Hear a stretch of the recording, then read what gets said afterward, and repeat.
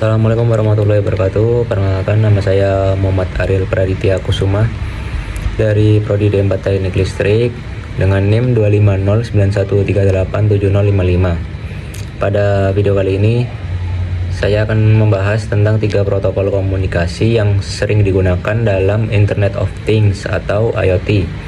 Yakni ada HTTP, MQTT, dan COAP. Nah, protokol komunikasi ini sangat penting karena digunakan agar perangkat dapat saling bertukar data melalui jaringan internet. Contohnya seperti sensor suhu, smart home, perangkat wearable, dan sistem monitoring industri.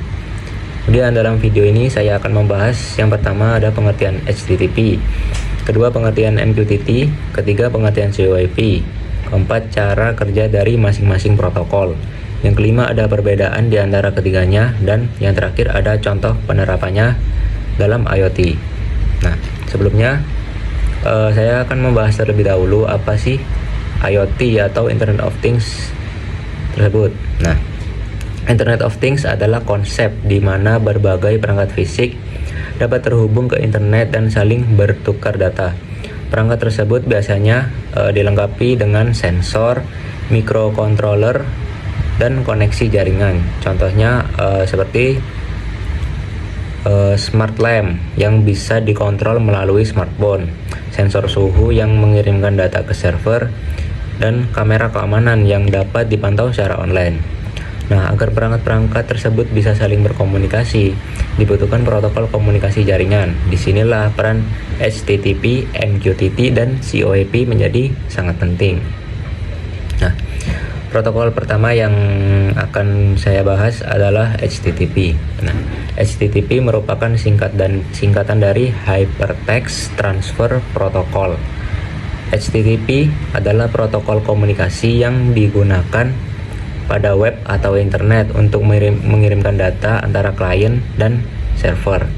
Contohnya ketika kita membuka website menggunakan browser. Nah, browser akan mengirimkan permintaan atau request HTTP ke server. Kemudian server akan mengirimkan respons berupa halaman web yang kita lihat.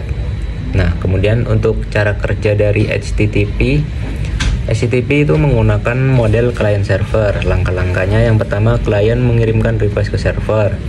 Kedua, server meminta dan memproses request tersebut. Ketiga, server mengirimkan respons kembali kepada klien. Nah, untuk contohnya dalam IoT, misal sebuah sensor suhu mengirimkan data suhu ke server menggunakan HTTP. Server kemudian menyimpan data tersebut ke database dan menampilkan hasilnya pada dashboard monitoring. Kemudian untuk kelebihan dari HTTP, yang pertama mudah digunakan, kedua banyak didukung oleh berbagai sistem, ketiga cocok untuk aplikasi yang berbasis web. Kemudian untuk kekurangannya ada membutuhkan bandwidth lebih besar. Kedua, konsumsi dayanya itu lebih besar dan juga kurang efisien untuk perangkat IoT yang kecil. Karena itulah protokol lain seperti MQTT dan COAP mulai banyak digunakan pada sistem IoT. Kemudian berikutnya ada protokol MQTT. Nah, MQTT ini adalah singkatan dari Message Queuing Telemetry Transport. Nah, MQTT merupakan protokol komunikasi ringan yang dirancang khusus untuk IoT dan jaringan dengan bandwidth terbatas. Berbeda dengan HTTP dan MQTT. MQTT menggunakan model publish subscribe. Nah, untuk cara kerja MQTT ini memiliki 3 komponen utama, yakni yang pertama publisher, kedua broker, dan ketiga subscriber. Proses komunikasi MQTT yang pertama, publisher mengirimkan pesan ke broker. Kemudian broker menerima dan mengelola pesan tersebut. Broker kemudian mengirimkan pesan ke subscriber yang berlangganan topik tertentu. Contohnya, pada sebuah sensor suhu mengirimkan data ke topik bernama temperatur. Kemudian perangkat lain yang berlangganan topik tersebut seperti contohnya aplikasi smart home, komputer monitoring, dan juga sistem cloud. akan langsung menerima data dari suhu tersebut.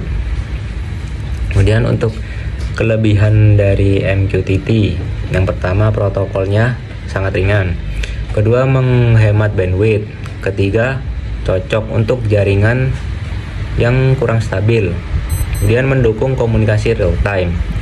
Ada pula kekurangan dari protokol MQTT sendiri. Yang pertama, membutuhkan broker tambahan. Yang kedua, tidak seumum HTTP pada sistem web. Namun, karena keefisiensian dari MQTT ini, nah MQTT sangat populer dalam sistem IoT modern. Kemudian dari protokol berikutnya adalah CoAP. Nah, CoAP adalah singkatan dari Constraint Application Protocol. Protokol ini dirancang untuk perangkat dengan kemampuan terbatas, seperti sensor kecil atau perangkat embedded. CoAP memiliki konsep yang mirip dengan HTTP, namun dibuat lebih ringan dan juga efisien. Nah, untuk cara kerja dari CoAP ini, CoAP menggunakan model client server, sama seperti HTTP.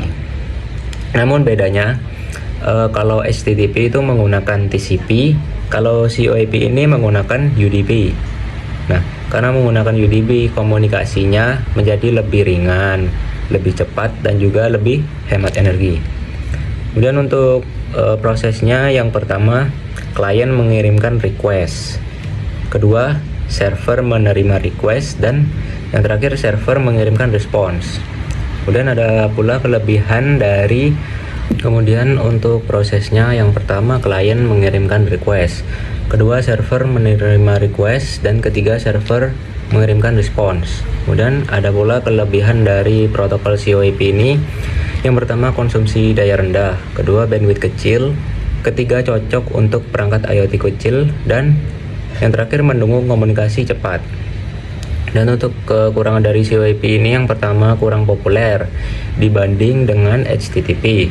Kemudian dukungan sistem belum sebanyak HTTP. CoAP biasanya digunakan pada jaringan sensor, smart city, dan juga perangkat IoT yang berskala besar. Kemudian untuk perbandingan dari HTTP, MQTT, dan CoAP, dari model komunikasinya, HTTP menggunakan request response, MQTT menggunakan publish subscribe, dan CoAP sama seperti HTTP menggunakan request response. Dari transportnya, HTTP menggunakan TCP, MQTT juga TCP, dan CoAP menggunakan UDP. Kemudian untuk penggunaannya, HTTP digunakan untuk web, MQTT untuk IoT messaging, dan CoAP untuk sensor IoT. Nah, kemudian untuk perbedaan utamanya, HTTP yang pertama protokol standar web dan juga lebih berat. Kemudian untuk MQTT sangat ringan dan cocok untuk komunikasi data IoT. Kemudian untuk CoAP efisien dan dirancang untuk perangkat dengan resource terbatas. Pemilihan protokol tergantung pada kebutuhan sistem dan juga jenis perangkat yang akan digunakan. Kemudian sebagai kesimpulan, HTTP merupakan protokol komunikasi yang paling umum digunakan pada web. Kemudian protokol MQTT merupakan protokol ringan yang sangat cocok untuk komunikasi antar perangkat IoT. Sedangkan CoAP dirancang khusus untuk perangkat IoT dengan sumber daya yang terbatas seperti itu. Nah, dengan memahami ketiga protokol ini dari HTTP, MQTT, dan juga CoAP, kita dapat memilih protokol komunikasi yang sekiranya paling sesuai untuk membangun sistem IoT yang efisien dan juga optimal. Baik, sekian video dari saya. Kurang lebihnya mohon maaf. Terima kasih. Assalamualaikum warahmatullahi wabarakatuh.